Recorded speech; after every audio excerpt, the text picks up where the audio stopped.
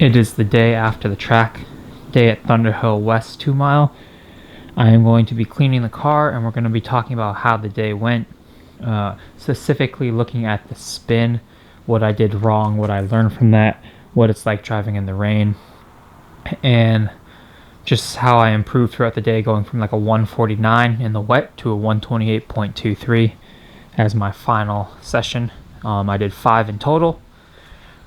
Each one was 20 minutes until the final 2, which were 15 minutes. But in between washing the car and stuff like that, I will talk to you guys about how the day went and my thoughts. I'm not sure if you guys can tell how dirty this car is, but this car is filthy because it was driving in the rain. So I'll just talk to you real quick of what I do to clean it. I'm gonna wash it or like spray it down, and then I'm gonna use Iron X, which removes like all the iron and stuff. It'll turn purple depending on how much iron there is and residue. And then I'll wash that off, and then I'll foam it, wash down with the 2 buckets, and depending if the rubber from the tires comes off or not, I might use bug and tar remover, and that really helps get the stuff off. But let's go ahead and get this process done. It should take around 1 to 2 hours. I'm not doing anything to the wheels besides like soap and water. Recently just picked this up. It is a short handle pressure washer gun, nozzle, whatever you want to call it, and so far I love it. Definitely recommend it over the super long one. All the soaps on the car. Let's talk about why I signed up. I signed up because Rodell's friend, actually, he couldn't make the track day, so I took his spot. And originally he was in beginner group, and I wanted to just sign up for high intermediate, but since it was a transfer spot, I've never been there before. On-grid placed me in low intermediate, which, I mean, it's okay. There's 2 low intermediate groups for on-grid. There's yellow and purple. I was placed in purple group. It was under kind of agreement that I could move up throughout the day if I wanted to. Online there are still spots in high intermediate, which is where I wanted to be, but because of what happened the first session of spinning, I couldn't move up to the next group. But actually throughout the day, low intermediate, more people left, so it actually turned out to be okay. I was on pace, like with, I mean, Rodell, Sean, Blake, they're all running 126s, 128s, so like I could run in advance, but high intermediate is probably where I would have been, where I would like to be. Those advanced guys are really fast. But yeah, I mean, low intermediate, it is what it is. A lot of traffic, you just got to expect that, but I was well aware of it, and I just had as much fun as I could, especially because it was the first time ever being on that track, which I actually really enjoy the track. The first 2 sessions, the first one was really wet, the second one was mildly wet, and actually I think for me personally, having a person go out with me the first session or ride along to see how it's done. I rode with Blake the first session, and he kind of showed me the lines, then Rodell rode with me, but then the second and third session I went out on my own, and that actually really helped just me, I think, with confidence. You don't have that pressure of someone sitting next to you kind of thing. And then also the 5th session, when I set the 128, I went out alone, just like at Sonoma. I went out alone and I set my personal best, so maybe going solo is the way to go. Definitely thinking of ditching the ergo, just because visibility is a little hard with that thing, so maybe switch to something else, maybe a stock seat, no seat, who knows. But we'll definitely talk about my plans for this car after I'm done wiping it down. Car is all clean for the most part. Haven't unloaded it, haven't vacuumed the inside, but for the most part, car is clean. And while I was washing it, I was trying to think of some things, and this is what I thought of. 1, I'm pretty bad at second gear downshifts at a very high RPM. I got much better at it throughout the day, as you guys can see in the video, but my downshifts were pretty sloppy in the second gear. This is the first track that you really got to downshift into second gear besides Laguna Seca, which just has 1 turn, turn 11, whereas Thunderhill West has about 2 or 3 turns that you have to downshift into second gear. And then the other thing is, even though I'm running the G-Lock R12 brake pads, in the 4th or 5th session, when I started pushing the car really hard, is when I noticed the pedal towards the end of the session would start to get a little bit softer. No insane brake fade, no like no issues mentally, like I'm not going to be able to stop, but I did notice the pedal did get softer throughout the day, and the more I braked harder and deeper. Oil pressure the entire time stayed around 40 to 50 psi. On the Harry's lap timer, I'm pulling significant G's, more than 1 G on a lot of corners. I will take some screenshots and throw them up on the screen. So the oil control valve definitely did its job. The tomei baffles did its job. Oil was staying in the pan. No oil starvation this time around.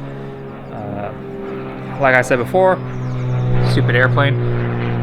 Highest oil temps I saw was 265, 260, and then I would let off and do like a cruise lap and then go back out. I need to learn. I just need to become a better driver mod, be comfortable. I think now that I'm gonna stop going to new tracks and just go back to tracks that I've been to really hone in my skills there. But let's go ahead and talk about when I went off track. So first session of the day, wet out. One thing I totally forgot was to do tire pressure. So I think my tire pressure when I went out was around 35 cold. So if you think about that, the tire pressure is probably going to bump up 5 to 8 degrees when it's hot. So let's just say when I was going around the track, my tire pressure was around 40, 38 psi, because that's how hot they were when I got off track, which is very hot. So it's like almost balloons.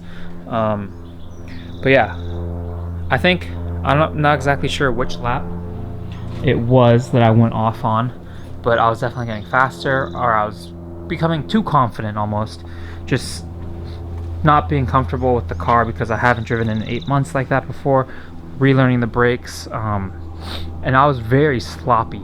Looking back at the footage, very sloppy. I'd brake really hard, chuck it in really hard, gas really hard. I was not smooth whatsoever, and that's what happened with turn 3. We were going in, I was going way too fast. Blake thinks I was going about 70 miles per hour, and that's like how fast you kind of want to go in the dry a little bit more. On the brakes, you can hear Rodell saying get off the brakes, and the fact is I wasn't on the brakes, I was already off the brakes, so I did not brake long or hard enough, and we were carrying way too much speed, so the nose was heavy, lifted off. I hit that little berm, which was really, really wet and really slippery. Front tires hit it, and you just see the car snap, and I try to correct it as fast as I can. No luck. We're just going along for the ride. I hit the brakes. The instant I felt the car kind of like start slide out, just to get scrub speeds down a little. But the instant we got to the grass, I let off because I wanted the tires to spin. I didn't want to go full lock into the grass and hopefully tilt. So we went into the grass, and I was feathering the brakes, clutch in, out of gear. But either it's placebo or I have no clue. But we were slowing down on the tarmac. Instant we hit the grass, it's like we picked up 10 miles per hour and just slid. It was a really insane feeling, but also at the same time, it wasn't nerve-wracking for some reason. Like, people were like, how did you stay so calm, blah, blah, blah. It's just, I have no clue. The instant I felt it go, like you see, full lock the opposite way, didn't work. We're going along for the ride. And yeah, it just ended up in the grass. And then it was $100 to tow the car out each if you got stuck. So I was like, heck no, we're not getting stuck. All-wheel drive life, got it out of the mud, and back on track. Checked in with the guy, got my first strike. But yeah, I mean, as you guys can see, I was going way too fast, too sharp on the brakes, lift off oversteer kind of thing, and ended up doing my first spin. I think this was one of the best tracks I could have done it at because it's just grass runoff. Luckily, the mud wasn't too sticky. It was still pretty wet, so we just slid right through it. The worst thing you want to do is, like, the angle I went in was basically I went in sideways, which the wheels could catch the grass or the mud and flip us over. So lesson learned, Driving in the wet is so much different than driving in the dry. Go figure. But I think that's about it for what post-track day thoughts. Overall, super fun. Ran with on-grid, and I think maybe for the next track day, April 11th, Laguna Seca. Not 100% sure yet, but that's the plan, maybe. Plans for the car, definitely want suspension. I'm so bumpy, but at the same time, I'm like, don't want to spend $3,000, $2,000 on suspension. So maybe reach out to some companies, see if they want to work together.